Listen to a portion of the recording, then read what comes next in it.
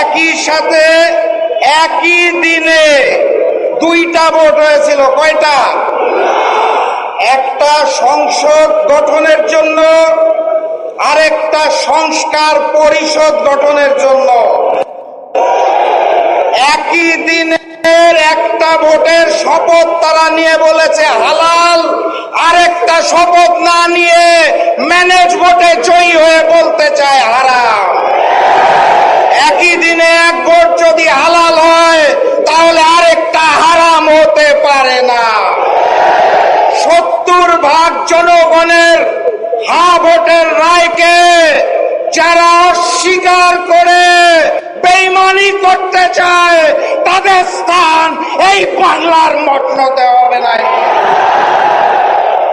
যাই বলা হয় তারা একটা শব্দ শুনিয়ে দেয়, কি সেটা? সংবিধান। সংবিধান উচ্চারণ করতে গেলে শেষে আসে ধান। তারা ভেবেছে এটা বোধহয় ধানের শীষ, এই কারণে বারবার বলে সংবিধান। এটা ওই যে নির্বাচনের আগে নিকৃষ্ট স্লোগান দিত, কি জানি, লাগারে লাগা ধান লাগা, ওই ধান নয়।